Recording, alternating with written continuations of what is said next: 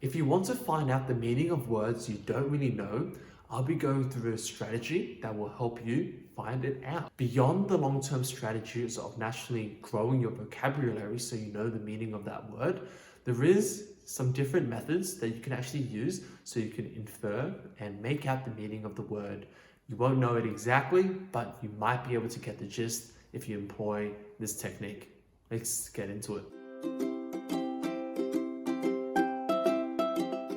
For reading comprehension texts that are being tested here in Australia, typically you first have to read, understand, and then answer the question. However, it's very difficult for you to do the analyze and understand the question if you don't really know what the question's even asking you. If there's multiple words you don't know the meaning of, then this technique that I'm going to be sharing with you today is not going to work effectively.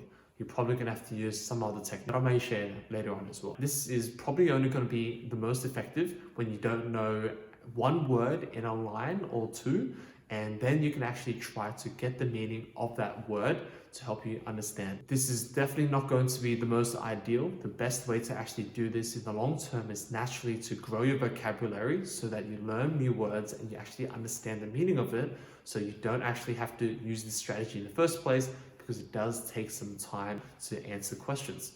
The more time you have to do this, the more time you take away from actually answering the question. But if you don't even know what the question is asking you in the first place, then this is a very nifty way for you to get the gist of what's kind of going on. This strategy in particular can be quite effective in both the opportunity class exam as well as the New South Wales selective exam as well for primary school students. But it's generally also used in both selective high schools and even in some university exams if you don't really know a certain word. It's a four-step process which allows you to go through the motions of what you need to know and answer some of these questions. The first thing you need to do is always look for clues in context. But what does this mean? Essentially, if there's a word you don't know, look at the words before it and the words after it. It's always the very first thing that I recommend students to do, because in order for you to try to guess the meaning from it, maybe you can try to infer it from the words around it and the sentences around it. So let's say if a student doesn't know the word torrent, for instance, then in the sentence before, they might talk about the word rapids, and the sentence after, they might talk about the word waves. So you can kind of guess from that it's to do with water, which is what torrent is. Are you going to get the exact meaning? No, you're not. But you're going to be able to get the gist of what it is. Step number 2 is to analyze the word. And basically what this means is you have to break down the word that you don't really understand in syllables and the parts that form it. This includes the prefix, the root of the word, the ending of it, and the suffix. And basically what the root of the word is what is the base word that it actually comes from. It's more of a fancy word for that, but that's essentially what it means. An example of this used can be the word insecurely. Let's pretend that we don't know the meaning of insecurely. So the root word for this is secure, and the meaning for that is provide support and confidence. Let's just say that's the two words that you associate with that. The prefix before securely is in, so we know that is potentially the opposite in meaning. So you're not providing support and you don't have confidence. So if it's insecurely tightened, then you know that it's not really tightened at all. It might be quite loose. Number 3 is part of the speech. If steps number 1 and 2 hasn't helped you solve the meaning of that word yet, then you can actually go to this step. Essentially, you will try to identify, is it a noun? Is it an adjective? Is it an adverb? Is it a verb? What is this word? This can shape the meaning and limit the scope of what the potential meaning of that word can be. If you don't know if it's a noun or an adverb or verb at all, it can be any meaning. It's very broad and it's kind of hard to pinpoint that. If you know for sure it's a verb, you know it's an action. If you know it's a proper noun, you know it's a name of a person, place, or thing. So try to identify what part of speech it is. Let's say it ended with ly, for instance, as the suffix. So we know that it's most likely an adverb. Chances are it's probably not a noun. It's most likely an adverb. Or fourth and final step is to know the general topic it is related to.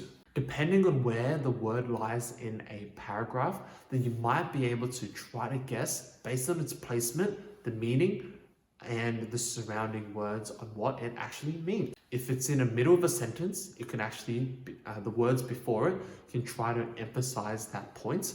While if it's near the end of the sentence, you know that it could be summarizing the entire point or leading on to the next paragraph, be providing a whole new point.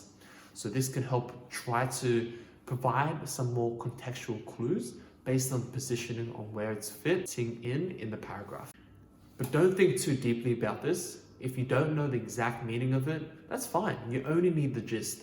I never ask my students to know the textbook definition of something because there's never a question where they ask you, what does the Oxford Dictionary say for this word? They don't know that. As long as you know the gist and you kind of know how to apply it and what they're trying to ask of you, then you're going to be able to basically answer the question, which is our sole objective. Don't get our objectives wrong. That is what we want to achieve, higher marks and to get the question correct. If you actually spend too much time on a particular question or you're trying to understand the meaning of a word, you're going to not have enough time to actually answer any of the other questions. Don't get your priorities in a knot. Be clear and focused with what you want to achieve. Now let's put this into action. I've included a picture here or here with a passage, and there might be some words that you don't know the meaning of. Even if you know the meaning of that, try to employ the 4-step technique that I've just gone through to sort of see whether you can apply what you've learned in this video previously and to the questions that will be coming up here.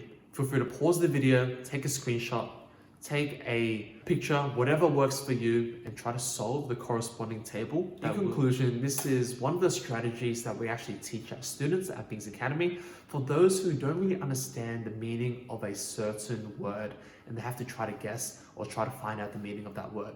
It's like I said before at the very beginning of this video, it's not going to work out if there's multiple words in a paragraph you don't know the meaning of, because it's very hard for you to use this technique to try to guess the meaning of that word if there's multiple words you don't even know what's going on in the first place. In saying that though, this will be quite useful in those exams that are quite high pressure, so try to incorporate that as much as you can. If you enjoyed videos like this, please do let me know down in the comments below. Please like this video. It does support me immensely, and just knows that you kind of like this type of topic. If you want me to cover this in even more detail, go through another strategy, apply this in a practical setting, or whatever you kind of want, just let me know down in the comments, or visit bingsacademy.com and I'll be happy to chat as well. Thank you guys so much, and I'll see you guys next time. Have a good one. Bye.